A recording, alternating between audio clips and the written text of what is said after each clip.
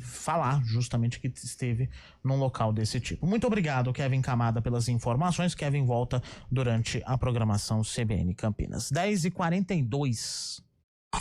CBN, Café com Política. Muito bom dia para você, Bruno Silva. Muito bom dia para você, Felipe Pereira. Bom dia a todos os nossos queridos ouvintes. E aí, tudo em ordem? Tudo certo, e você? Caminhando, cara, caminhando com a chuvinha, né? Hoje ficou um pouco melhor. Tem algumas regiões que tá mais complicado por conta do vento, mas de maneira geral o pessoal tá gostando da chuva, né, Felipe? Não, tava precisando, né? A gente tava com um período de estiagem muito severo, né? Então, tava... Lógico, tem esse impacto ruim de ventarola, alguns problemas pontuais em alguns lugares, e tá precisando da chuva, né? Pois é. E aí, em Araraquara, hein? Hoje eu tô em Araraquara. Aqui tá chovendo, choveu bem, mas depois dá uma parada também. Mas tá nessa vibe. Nada assim. Teve só uma região que acabou caindo árvores e tal, foi um vento um pouco mais forte, mas também nada generalizado, assim, tudo questões pontuais, viu, Felipe? É isso. O Bruno trouxe aqui um tema enquanto a gente estava fora do ar conversando, que eu acho que é um tema que vem muito a calhar com uma situação que acontece com alguma certa frequência. É raro, mas acontece com frequência. O Superior Tribunal de Justiça afirmou jurisprudência sobre os limites do uso das redes sociais pessoais por prefeitos na divulgação de ações administrativas. A prática pode configurar promoção pessoal ilícita e resultar em condenação por improbidade. Aliás, por improbidade. Acabou a farra, quer dizer, quer acabar com a farra da rede social. Quer acabar com a farra da rede social, mas vai gerar uma baita de uma dor de cabeça e um burburinho também, né, Felipe? Vamos tentar explicar melhor essa história, né? Pelo menos com as informações que a gente já tem até agora, né? Porque certamente isso ainda está repercutindo, né? Foi há poucos dias, né, que o Superior Tribunal de Justiça acabou criando essa jurisprudência, né? Tirou essa jurisprudência por decisão ali da segunda turma, com base numa ação que está rolando lá desde 2025, viu, Felipe? Nossa. Ainda relacionada à gestão do Dória, quando ele acabou utilizando parte de recursos da verba publicitária para poder impulsionar e ali utilizando esses recursos diretamente, inclusive na autopromoção, porque utilizou a sua rede social para divulgar um programa que era do Asfalto Novo. E aí o que o Superior Tribunal de Justiça está entendendo é o seguinte: olha, precisa tomar muito cuidado nessa questão de utilizar recurso público para poder divulgar isso para a população, porque como é que você vai conseguir efetivamente distinguir que aquilo tem um caráter educativo de uma autopromoção do político com uso de verba pública, de recurso público? Então, o que ele acabou proibindo foi justamente isso, né? Então, o entendimento parcial que se tem olha, não dá para os políticos, para os prefeitos, né? Porque nesse caso estava envolvendo a ação dos prefeitos, tem em outros lugares também, tem cidades do interior do Mato Grosso, enfim, interior também do Rio Grande do Sul, que está rolando lá no tribunal, porque está justamente isso, estão desconfigurando a finalidade do que seria essa verba publicitária. Aí muitos vão poder argumentar e dizer assim: bom, mas eu uso a minha rede social, não estou usando necessariamente o recurso público, a verba publicitária. Mas aí certamente vai dar mais dor de cabeça, Felipe. Por quê? Porque utiliza diretamente assessoria, às vezes equipamento que é da prefeitura, pessoal que acaba sendo deslocado para isso, né? Então isso aí ainda vai gerar um burburinho de tudo que é lado, porque cá entre nós, hoje qual prefeito ou qual prefeita no Brasil não utiliza da sua rede social como principal instrumento para poder propagar as suas ações políticas, né? E que nem sempre tem o objetivo de ser necessariamente educativo, né, Felipe Pereira? Muitas das vezes tem essa lógica mesmo da autopromoção. Então isso vai ser um assunto delicado aí para ser pautado nos próximos dias, porque em tese agora, né, de acordo com essa decisão, a jurisprudência já está valendo para todo o Brasil. Mas conhecendo os políticos e conhecendo a terra do jeitinho, vai ter sempre alguém que vai tentar achar uma brecha para dizer: olha, não é bem assim, talvez no meu caso não se encaixe. Então, por isso que eu estou dizendo que serão cenas dos próximos capítulos, viu? Serão tempos bicudos, lembra dessa expressão? Tempos bicudos, né? Como gostam os ministros lá do Supremo, né? Seu Gilmar Mendes de falar. Mas, ó, cá entre nós, em tese, todos os prefeitos do Brasil estão errados, né, Felipe? Pois é. Estão errados, porque Você não vai usar, por exemplo, do seu profissional ali da assessoria de comunicação, às vezes, para poder fazer isso? Que o prefeito está ali na obra, está ali na inauguração. E quantos desses agora que viraram a onda da rede social, Então, que tem até quadros nas redes sociais, pois né? é. Tem ali toda uma encenação, secretário que é tirado do lugar para poder participar do vídeo. Eu consigo pensar nos 10 nomes aqui de bate-pronto que usam diretamente desse tipo de expediente cotidianamente nas redes sociais. Importante a gente reforçar que a gente está falando aqui da rede, da rede do prefeito, da figura do prefeito, exato. tá? Enquanto rede social oficial, aí não há Sim. nenhum tipo de impedimento, e até querendo ou não, acho que até incentivado em alguma forma para justamente Sim. poder mostrar o que a prefeitura está fazendo. O que estava em discussão eram os artigos da Constituição, né? O artigo 37, se não me falha a memória, que é onde estava justamente interpretando ele, dizendo, olha, tem que usar, pode usar a verba, não tem nenhum problema, desde que seja para essa finalidade Isso. educativa, para o bem-estar da sociedade, enfim, para algo que necessite ali da divulgação. O problema para ele está sendo o quê? No elemento da deturpação disso tudo e no uso do recurso público direto e indireto para a autopromoção Isso.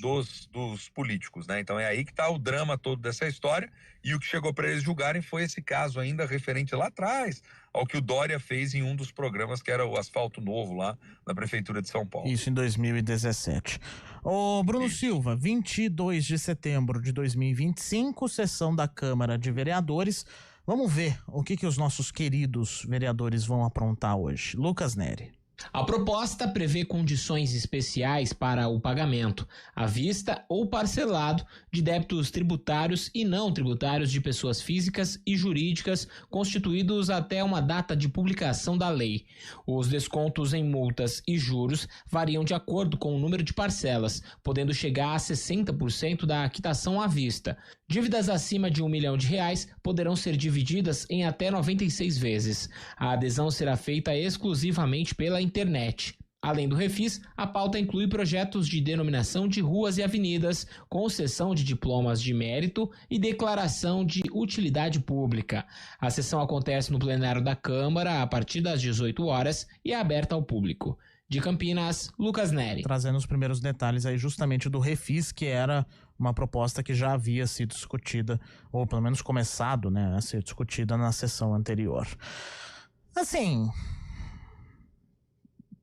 esses segundos de silêncio são propositais, tá? Porque, tirando o refis, que, ok, é uma coisa importante que precisa ser votada, nada de novo no fronte. Não, tá devagar quase parando, né? É assim, a coisa do refis vai sair, né, Felipe? Não tem jeito, toda a prefeitura tá fazendo isso, Campinas não vai fazer diferente, a gente já chegou a dar bastante visibilidade sobre esse assunto, e eu inclusive trouxe a informação que se você juntar as dívidas que estão ali na prefeitura, não só essas tributárias, mas outras tantas também, que parte da população tem junto ao município, esse valor ele é muito maior do que o orçamento de Campinas, né, Felipe? Exato. Então, obviamente que a prefeitura vai tentar de todos os meios disponíveis aí para poder garantir pelo menos esse recurso a mais, mas de toda forma, o debate sobre o refis sempre nos deixa no horizonte uma questão, que é o quanto a prefeitura tem que se esmerar ano após ano para poder melhorar a capacidade arrecadativa, né? Então, se você não consegue melhorar essa capacidade, você vai tendo problemas aí a médio e longo prazo também. Ô Bruno, a propósito, outra coisa aqui que vai ser, hoje acontece a audiência pública do plano plurianual 2026-2029. Eu queria, você já falou sobre isso aqui nesse espaço, mas eu queria que você reforçasse a importância de acompanhar essa discussão, mesmo que seja pelo YouTube, eventualmente se puder ir presencialmente até a Câmara de Vereadores. Por que é importante o plano plurianual e por que ele tem muito a ver com a gente? Não, é fundamental, Felipe, né? Na última sexta eu trouxe uma reflexão sobre isso, né, para os nossos queridos ouvintes, mas eu acho que é central que a gente participe e interaja, porque o plano plurianual, né, querido ouvinte, ele diz respeito aos 4 anos futuros aí da gestão e as metas que devem ser buscadas. Então, ele é um instrumento não só de planejamento do ponto de vista orçamentário, das expectativas de investimentos, né, em áreas que são as áreas das mais diversas possíveis do município: saúde, educação, a dimensão do saneamento, meio ambiente, cultura, lazer, enfim, diz respeito a todas essas eixos estruturantes, vamos chamar assim, da política para os próximos 4 anos, e que não valem só apenas para essa gestão, mas que vão também valer para o primeiro ano da futura gestão que virá, que numa coisa nós já sabemos, né, Felipe ouvintes, não será mais Dário Saad. Então o prefeito que virá já vai ter que lidar também, pelo menos no seu primeiro ano de gestão, já com o desafio de concluir essas metas que forem estabelecidas agora para o PPA. O PPA ele tem que conversar com as demais leis orçamentárias. Muito do problema do Brasil hoje, que a gente verifica em prefeituras, é que existe uma condição que é uma condição tanto quanto curiosa. Os municípios vêm tendo aumento nos repasses de verbas dos demais entes, Estado, governo federal, mas não vem solucionando a contento os seus problemas. Então, algo não está certo nessa história toda. Se você está aumentando repasses e muitas das vezes alguns problemas ainda persistem, a gente vai começar a entender que tem a ver com essas medidas de gestão e principalmente com esses eixos de planejamento. Então, participar desse momento do PPA, ele é muito importante para a gente poder compreender quais vão ser os macroprogramas que guiarão toda a administração pública daqui em diante. E o quanto, inclusive, os vereadores, né, o quanto o próprio prefeito, as secretarias estarão comprometidas em fazer com que essas metas para a gestão sejam de fato atingidas. Hoje nós temos uma situação no estado de São Paulo como um todo que ela é dramática. Você tem problemas que são problemas muito expressivos para serem resolvidos e às vezes algumas medidas de gestão não têm funcionado a contento até para resolver problemas mais simples e básicos. E aí fica aquela impressão que a gente está sempre enxugando gelo. Então vamos ver se com a participação popular um pouco mais intensa, com os vereadores ouvindo mais essas demandas, com as pressões que podem ser trazidas nesse momento, se esse PPA fica um pouco melhor desenhado, Felipe. Essa é sempre a expectativa, né? É aquilo que eu sempre digo. A democracia ela é exigente quanto ao nosso elemento de participação. Quanto mais distante nós estamos disso, mais margem para que as coisas não dialoguem tanto com aquilo que são as nossas necessidades do dia a dia. Quanto mais próximo, uma tendência maior de que a gente seja representado. Então é importantíssimo participar. Eu sei que tem uma questão técnica que às vezes afasta um pouco as pessoas, né, nesse debate, mas é muito importante a gente interagir com eles, sim. Precisamos, né? Se a gente quer ter essa ideia de consciência, de como ter mais consciência política, de como trocar a Câmara de Vereadores, de como fazer ela ficar mais próxima, essa já é uma forma disso. A audiência pública é vital, sim. Isso. Agora, eu vou colocar um tema em debate aqui, que é o seguinte: vamos lá. Isso foi destaque no portal A Cidade On, Campinas, durante o fim de semana, e teve uma grande repercussão. O vereador Marcelo Silva, do PP, protocolou um projeto de lei complementar que prevê a destinação de 20% da frota do transporte público coletivo exclusivamente para mulheres nos horários de pico, das 6 às 9 da manhã e das 5 da tarde às 8 horas da noite. O projeto estabelece que os veículos destinados a esse serviço podem ser selecionados dentro da frota atual ou incorporadas a ela a critério das concessionárias.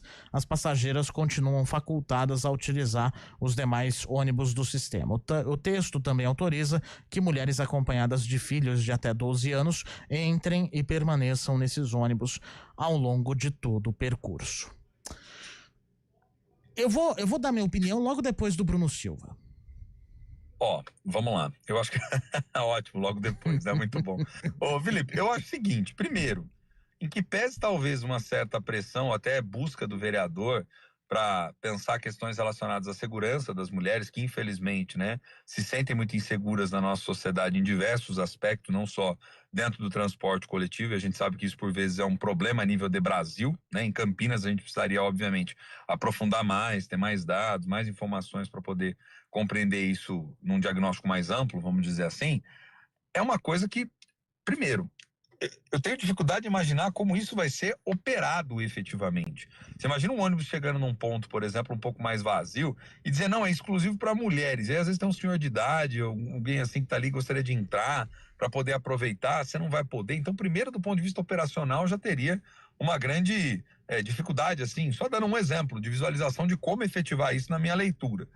E segundo, que precisa ver como isso funcionaria efetivamente e como essa demanda seria distribuída por esses ônibus, o que vai implicar a redução também vai implicar, aliás, aumento de custos para a companhia poder operar. E aí já tem um contrato em vigor com a empresa que faz o serviço de ônibus, e que para alterar isso, você teria que fazer um cálculo muito específico dizendo, olha, 20% da frota custa X, a média que a gente imagina é tanto, para poder compensar de alguma forma. Então tem muitos senãos aí no meio dessa história toda para o projeto poder ser minimamente efetivado e minimamente poder vir a cumprir com o que seria o seu objetivo. Então acho que tem mais problema do que solução nessa história toda, Felipe. Muito bem, agora preparem-se.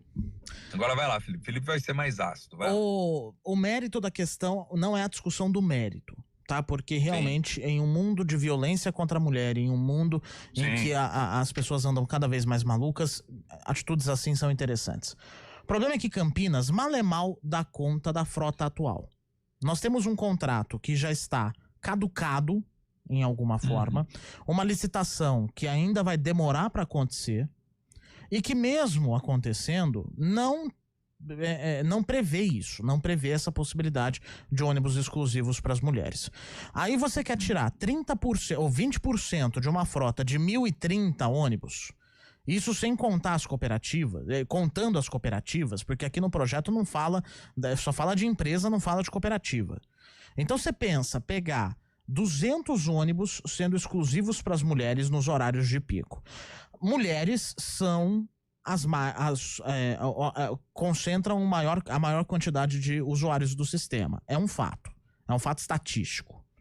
Só que assim, enquanto o sistema tá ruim, do jeito que tá, do jeito que as condições se mantêm, não faz qualquer sentido um projeto como esse.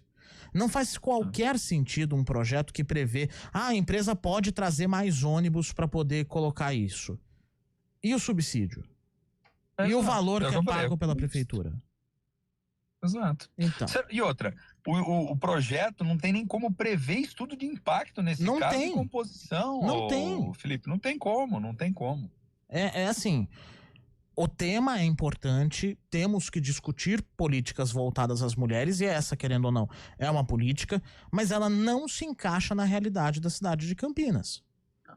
Não, e outra, você não pode tapar o sol com a peneira. Qual é o problema? Se o que motivou o vereador é a questão da violência, então vamos dar ênfase na violência. Exato. Melhorar a questão do monitoramento do que acontece dentro do ônibus, intensificar a fiscalização, ter de repente algum tipo de parceria com guardas que pensem em horários estratégicos estarem distribuídas também, circulando por esses ônibus, por que não?